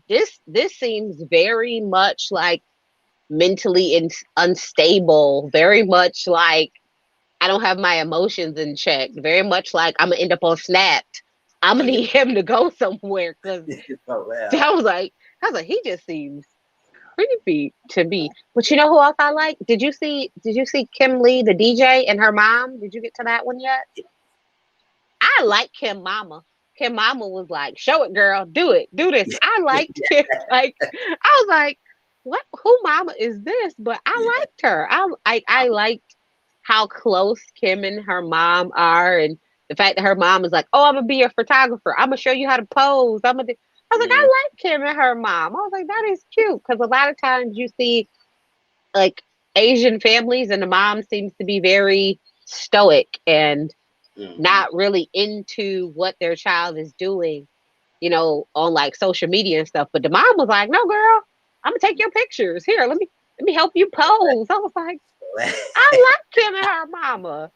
That For was real. cute. Yeah. So Bling Empire is good, y'all. So if y'all haven't watch it on Netflix. It's on Netflix. I think it will be a great. People talk about the show. It's a good ratings. It's not. I haven't Mhm. heard anything bad about it. The only thing people didn't really like is that abuse going on between and Power Ranger and Figure Kelly. But we'll see how that goes. But it was good. It's lighthearted, shade, good richness, Asian family. It's good. It shows what reality TV should be, and I feel like they really take this season well. And I'm enjoying it. So I'm gonna finish Mhm. watching the season now. A little bit about Bridgerton. Yeah, Bridgerton's a timepiece period, and it's based in the 1800s, I believe, and it's about families, royalty, and stuff like that, and how grooming the females to be wives, and that's their whole virtue to be wives, and and having kids and being married, and anything that was solely outside of marriage that you can't be alone with the guy in the or in the woods. That's one of the stuff they said in the show. In the park, you can't be pregnant before marriage. You you gotta be arranged in the marriage that we see fit or the person is. You can't go deviate from that. You can't say you can't want to be married. That's Eloise. She was like, y'all doing all this stuff. Let Daphne do it. Let Daphne marry all that stuff. I'm good. I want to travel. I want to write.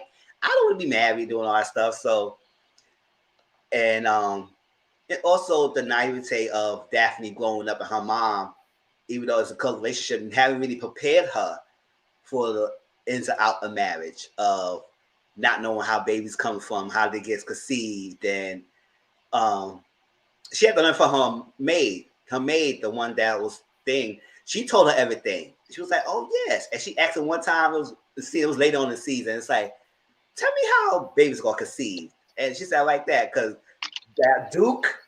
He was trying to play Daphne, and like she didn't know what the hell she was talking about. Like he said, he can't have kids, all that stuff. And it was a lot. I liked the scene because it was different and showed the acting, and it's based on the book, The Duke and I. And I like the timepiece and everything, and it will be a second season, so I'll see how that goes. But the story between it was nice, and also figure out who's the writer, who's the narrator, and I figured that out right off the bat. When one of the episode where they mentioned how she blurted out what's that nigga name? The Ferritin cousin. Business. Yes. I figured out who was the narrator of the show, but that was one thing. Everybody want to know who was the narrator, so they figured that out, and then the story between Daphne and all that stuff like that. Oh, see, this sounds like a show that I would I would have been beheaded or something by that. I'd have show messed up all the little rules. So, yep, I see why I wasn't there. yeah. It was. Oh, you didn't know who was the narrator? You want to tell you because I know some people didn't see it, so I don't know if they want me to spoil it. But if y'all don't mind, I would tell you who it is. I don't watch it, so I'm good with the spoiler alert. Who is it? All right. If y'all didn't watch it, y'all throw your ears. All right. The narrator of the season was one of the Ferritin daughters, was Penelope. She's the narrator of the show. And the reason how I figured that out is when you say you finished watching the season of Bridgerton, Auntie Momo. If you remember, I already said it. Yeah.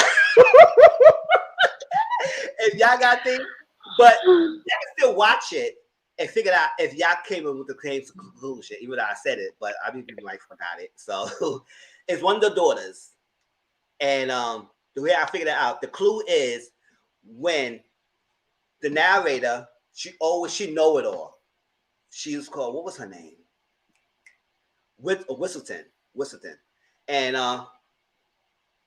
And she narrated the show, and everything that's happened, she writes about it. So that's like the gossip. Like, you ever seen Gossip Girl? And you never ever saw that show, Gossip Girl. She was like that. She would tell the business and saying everything and say, "Oh, this happened. Don't even know who she is. Nobody never seen her. Don't know what she look like, but she knows everything, all the tea of the town." So she was mentioning everything, and then one thing they mentioned how Whistleton always was general, but that she was very specific when she talked about the cousin's business, that she was pregnant while she was trying to go with the one of the Bridgerton family sons. And when they said she went personal, yeah, Little Whistleton, that was her name. And when she went personal, then I said, "Oh, I know who it was. I knew exactly who it was." And I said, "Oh, snap."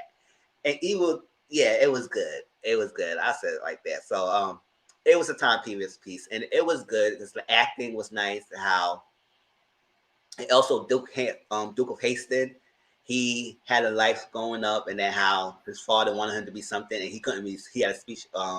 He stutters and everything, and he had to overcome that. And his father was so disgusted because that was his only heir, and his father. So you couldn't stutter? Yes, his son was stuttering when he was young, and his father was disappointed. He said that was his son, and he was gonna be great, this and that, and he had his issue. And then what was the name?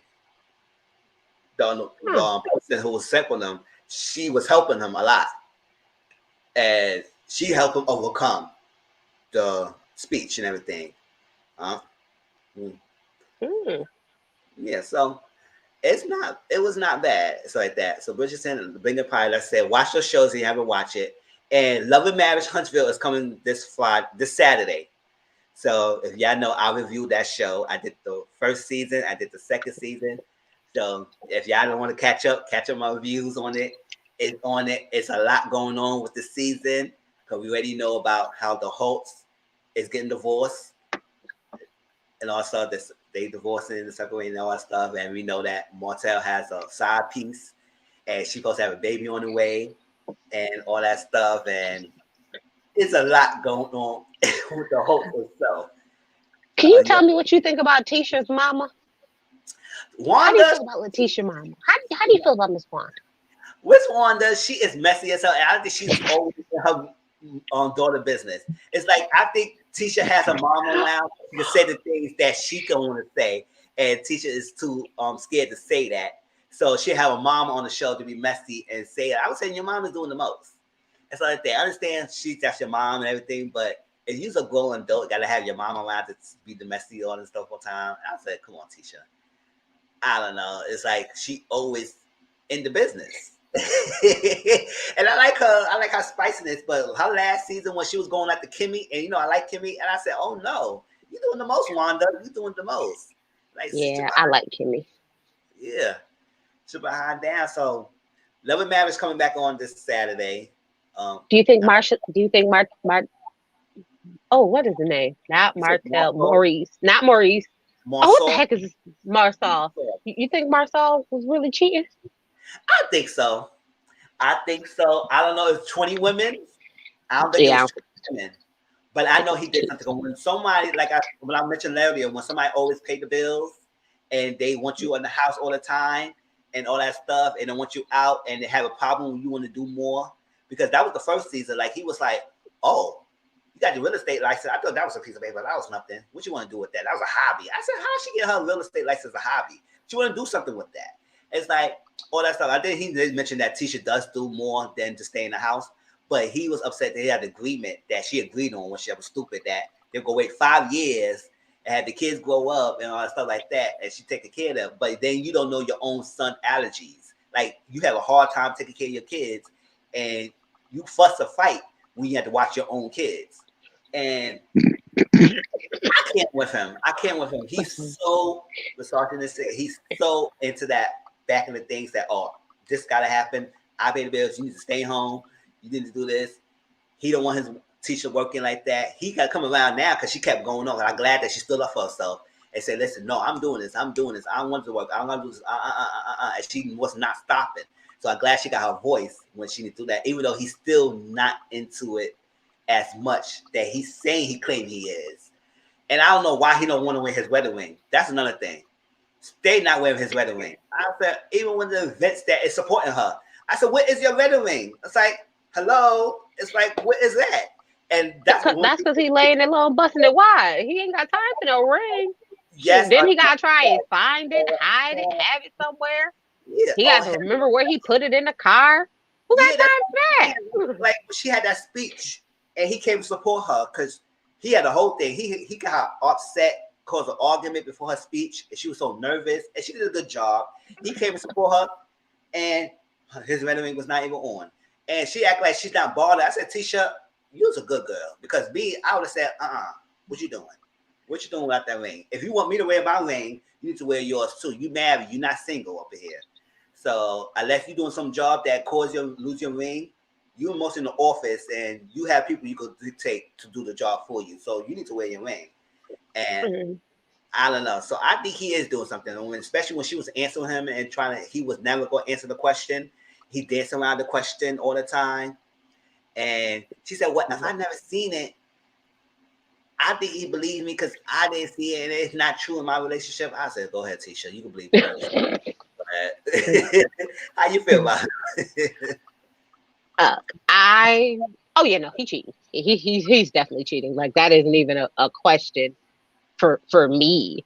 My dad also ran his own construction company for almost 47 years, and he wore his ring every day. So no, there's what job are you doing where you can't wear your ring? Like, there is none.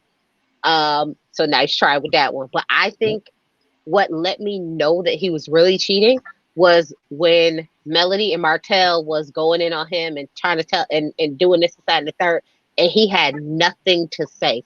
Nothing, because he knew that Martell knew. And Martell should be named Melissa, because he sure get petty and will show enough go ahead and lay it all out there. Probably had pictures. They was probably cheating together. So he knew that he wouldn't do it. And eventually, married people pillow talk, regardless of what they was going through. He most likely told Melody, like, yeah, he's doing this with such and such and such and such. And which is why she was like, girl, bye. I'm being cheated on, so are you. So and I think that's why every time, like, Tisha was going so hard, they was all, and then he was just sitting there like this. Yeah, don't want to say nothing at all. Shut up. Like, he basically was like, shut up, girl. Shut up. Like, and then he was like, every time you just over there barking every time she say something. And I'm like, you got this girl over here crying and everything else because you don't want them to tell you. He cheating. He is definitely doing something. So I feel like he cheating. I feel like I feel like his mistress is gonna pop out from somewhere. Just give it enough time. behind the scenes, it seemed like they already saw who she was, but I ain't gonna Hmm. blow. They want to talk about Martell Mistress and everything. Hmm. It will be on this Saturday, and I will review it. Probably do the live. I'll probably talk about Love and Marriage Huntsville and the live next Sunday, since it's on Saturday night, and Bell Collective, and then Life at the Lockup. I said, why is all the shows in the same weekend? Like all these weekend shows, let's spread them out. But probably talk about Love and Marriage Huntsville and something else, and probably Bell Collective as well. And I just do the recording and stuff like that. But I know we gotta get ready for 7 o'clock for that tonight thing. But it was great talking to you, Tracy. I enjoyed it. I hope you It come was back to fun. me Of and course. we get in point about Love and Marriage. And we can probably talk about Bell Collective because I did a recording, so I gotta upload the to Hmm. second episode of Bell Collective. So that's another good show. And see there. But we You have a like Bell Collective? yes, I like it. I like it so far. I enjoyed it. I will see how it goes. I like the background story. Um, it's getting there. Yes. Okay, Thank okay. you. Thank you. It's good there. And I'm going to review it. It's new, so we're gonna see how it goes. Cause sometimes it start off good and then they get crazy. Next Hmm. thing, and they get too reality and too ratchet beyond Yeah. realness. I was like that. So we gotta get that stuff ready for tonight. Cause you gotta moderate and I gotta get some of the topics together. I didn't really see the salt and pepper Auntie Bubba. Lifetime, I recorded it. So I put it on recorder. So I will see it, but I could still talk about it because I know some background story of salt and pepper and so that stuff. So I could Don't get yourself all excited because if you know some of the background stories, you know more than what's going to be on the show, honey. Because you gonna be disappointed. oh, really? Oh my god. Uh-huh. You know too much. You already know too much. So you already know everything that's in there. So you good. Yeah, with this I remember the group and how they treated her. I ain't like that and everything, but well, Oh yeah, so you know all of it then. You know everything that's gonna show up in there then. Cause they that's said 3 hours, right? 3 hours. hmm. When I did recording, I said it was from 8 all the way to 11. I said, damn, how long is that? I said, Hmm. oh, it better be good if it's gonna be 3 hours. But you say I'm missing nothing, so I won't talk about it. Even though I'm gonna watch it afterwards. Oh. I didn't see the versus battle yet, but I heard different things about it, and I will sit through it, and I will give my opinions based on how messy y'all tell me about that. But but let's all get ready. I see you later on, Tracy. Thank you again. Hope you come back Of next week course. like that. Yeah. Like that. I'm glad everybody get to see you now. They say, "Oh my God, see." I know, right? Input. All right. Talk to you later. Okay. All right. See you later. Bye. 7 or 8 o'clock. 8 o'clock my time. Probably 7 o'clock is other people's time. All right. Talk to you later.